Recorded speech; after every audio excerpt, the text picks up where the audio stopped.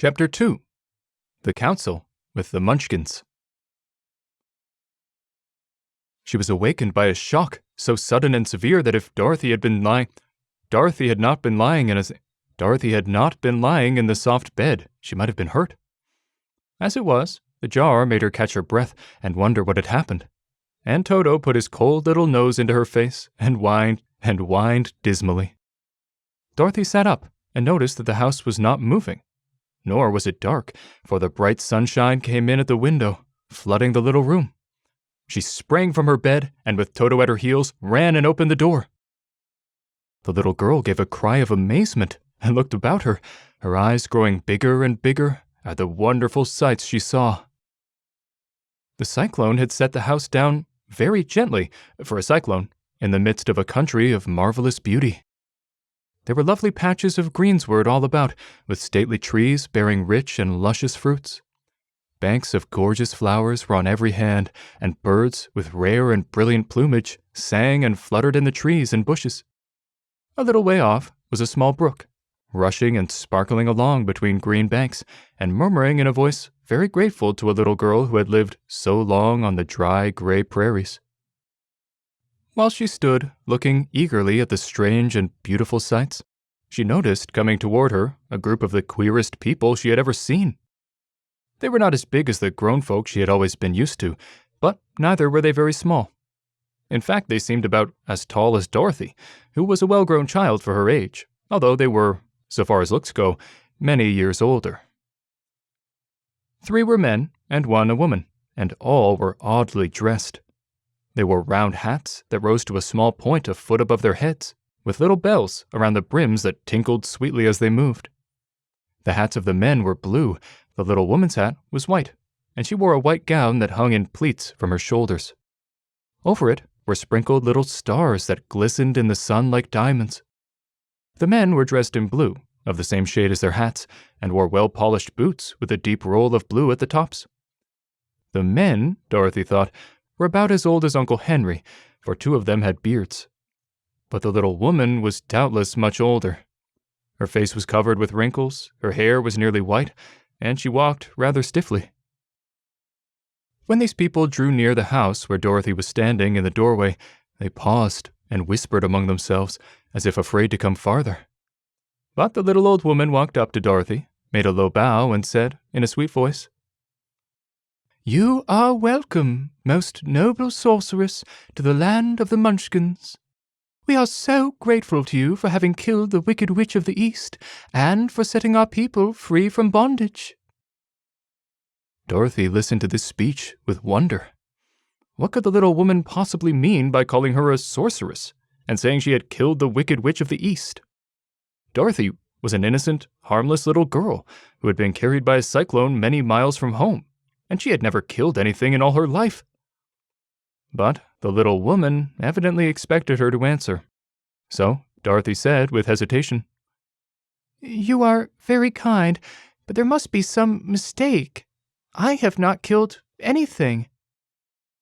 "Your house did, anyway," replied the little old woman with a laugh.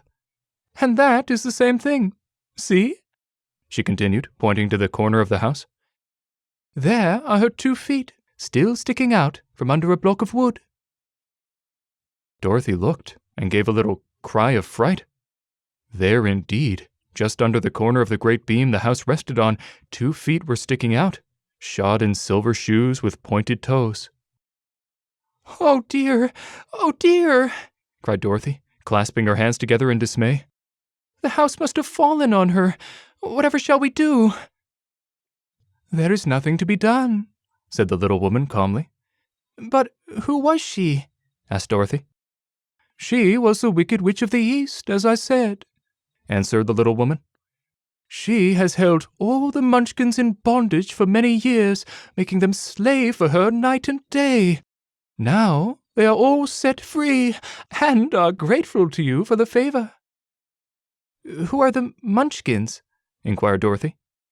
"They are the people who live in this land of the East, where the Wicked Witch ruled." "Are you a Munchkin?" asked Dorothy. "No, but I am their friend, although I live in the land of the North. When they saw the Witch of the East was dead, the Munchkins sent a swift messenger to me, and I came at once. I am the Witch of the North." "Oh, gracious!" cried Dorothy. "Are you a real witch?" "Yes, indeed," answered the little woman. "But I am a good witch, and the people love me. I am not as powerful as the wicked witch was who ruled here, or I should have set the people free myself." "But I thought all witches were wicked," said the girl, who was half frightened at facing a real witch. "Oh, no, that is a great mistake.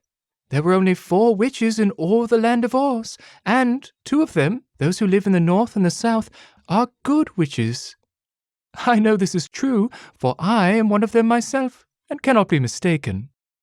Those who dwelt in the east and the west were, indeed, wicked witches, but now that you have killed one of them, there is but one wicked witch in all the land of Oz, the one who lives in the west."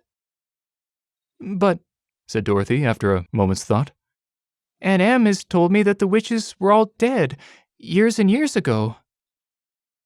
"Who is Aunt Em?" inquired the little old woman. "She is my aunt who lives in Kansas, where I came from." The Witch of the North seemed to think for a time, with her head bowed and her eyes upon the ground.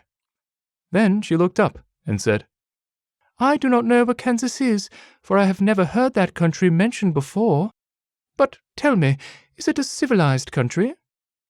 "Oh, yes," replied Dorothy. "Then that accounts for it. In the civilized countries, I believe there are no witches left, nor wizards, nor sorceresses, nor magicians. But you see, the land of Oz has never been civilized, for we are cut off from all the rest of the world. Therefore, we still have witches and wizards amongst us." "Who are the wizards?" asked Dorothy. "Oz himself is the great wizard," answered the witch, sinking her voice to a whisper. "He is more powerful than all the rest of us together. He lives in the city of Emeralds." Dorothy was going to ask another question, but just then the Munchkins, who had been standing silently by, gave a loud shout and pointed to the corner of the house where the wicked witch had been lying. "What is it?" asked the little old woman, and looked, and began to laugh. The feet of the dead witch had disappeared entirely, and nothing was left but the silver shoes. "She was so old," explained the Witch of the North, "that she dried up quickly in the sun. That is the end of her. But the silver shoes are yours, and you shall have them to wear." She reached down and picked up the shoes, and after shaking the dust out of them, handed them to Dorothy. "The Witch of the East was proud of those silver shoes," said one of the Munchkins. "And there is some charm connected with them, but what it is, we never knew." Dorothy carried the shoes into the house and placed them on the table. Then she came out again to the Munchkins and said, "I am anxious to get back to my aunt and uncle, for I am sure they will worry about me. Can you help me find my way?" The Munchkins and the witch first looked at one another, and then at Dorothy, and then shook their heads. "At the east, not far from here," said one, "there is a great desert, and none could live to cross it." "It is the same at the south," said another, "for I have been there and seen it. The south is the country of the Quadlings." "I am told," said the third man, "that it is the same at the west, and that country where the Winkies live is ruled by the Wicked Witch of the West, who would make you her slave if you passed her way." "The north is my home," said the old lady, "and at its edge is the same great desert that surrounds this land of Oz.